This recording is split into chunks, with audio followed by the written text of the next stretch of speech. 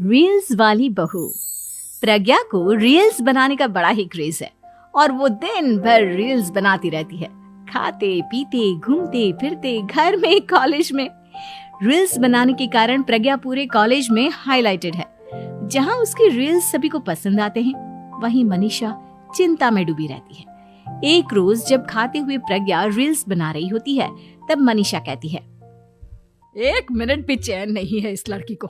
ये नहीं कि खाना तो आराम से खा ले, लेकिन नहीं, अरे थोड़ी देर रील्स नहीं बनाओगी तो आसमान नहीं टूट पड़ेगा। अरे मम्मी, इसी को तो कहते हैं डिटर्मिनेशन। तुम नहीं समझोगी ये सब।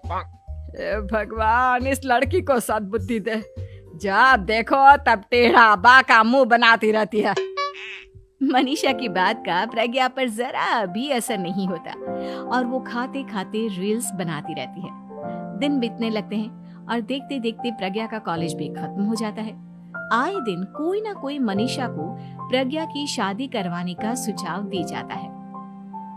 सब ठीक ही कहते हैं, प्रज्ञा की शादी कर देनी चाहिए। अपने घर के काम काज में व्यस्त हो जाएगी तो खुद ही ये रील्स और नाच गाना बंद हो जाएगा। मनीषा और प्रेम प्रज्ञा के लिए एक अच्छा लड़का ढूंढने लगते हैं और तभी विकी का रिश्ता प्रज्ञा के लिए आता है, जिसने प्रज्ञा को उसकी रील्स देखकर पसंद कर लिया था। अगले दिन विकी अपने माता पिता के साथ प्रज्ञा के घर पहुंच जाता है और प्रज्ञा साड़ी पहने हाथों में चाय की ट्रे लिए उनके सामने आती है। जब विकी को पसंद है तो हमें भी बहू पसंद है। बहन जी, आप बारात की तैयारी कीजिए। एक बार लड़का लड़की अकेले में बात कर ले तो अच्छा रहेगा। हाँ हाँ, क्यों नहीं। मनीषा विकी को प्रज्ञा के कमरे में भेजती है, जहां प्रज्ञा पहले से ही रील्स बना रही होती है। तभी विकी कहता है, आ गए आपके साजन जी। हमारे साथ ये रील्स कंप्लीट करती तो और भी अच्छा रहता। अच्छा जी, अब आ ही गए हैं तो बना ही लेती हूँ आपके साथ। दोनों मिलकर रील्स बनाते हैं। जब वी मीट और तुरंत पोस्ट भी कर देते हैं। फिर विकी कहता है, जब आप साड़ी में चाय लेकर आए तब मुझे लगा कि कहीं मैं गलत घर में तो नहीं आ गया। अब सही है।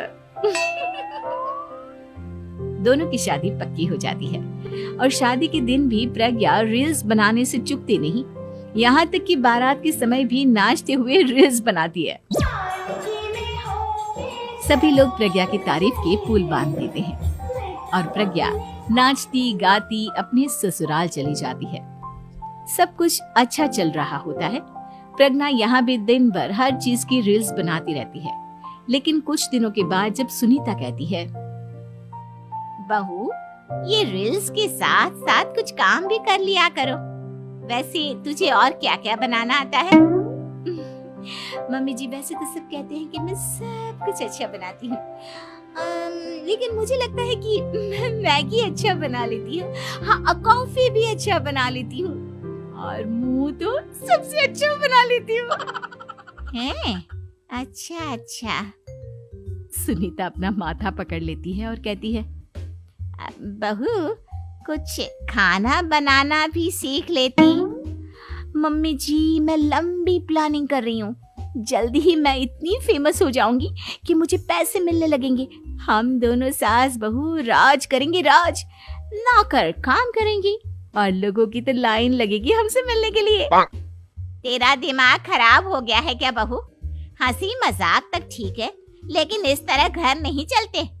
जितना जल्दी हो इस घर के तौर तरीकों को सीख लो। प्रज्ञा मुंह घुमाकर चली जाती है और तुरंत उसी वक्त एक रील बनाती है। ये देख सुनीता का गुस्सा 7वें आसमान पर चला जाता है और विकी के घर आती ही सुनीता उसे सब कुछ बताती है। विकी भी अब प्रज्ञा की इन हरकतों से परेशान हो जाता है। तुम टेंशन मत लो मम्मा, मैं देख लूंगा। विकी कमरे में जाता है तो देखता है कि प्रज्ञा रील्स बना रही है। विकी बड़े ही प्यार से प्रज्ञा से कहता है, प्रज्ञा, इन सब के लिए मैं तुम्हें मना नहीं कर रहा हूँ, लेकिन फिर भी हर वक्त तो ये अच्छा नहीं लगता ना। समझने की कोशिश करो, मुझे भी तुम्हारा थोड़ा वक्त चाहिए। मैं जब ऑफिस से आता हूँ तो मुझे समय देने की जगह इसी में लगी रहती है। तुम ज्यादा ही सोच रहे हो। तुम भी मेरे साथ रील्स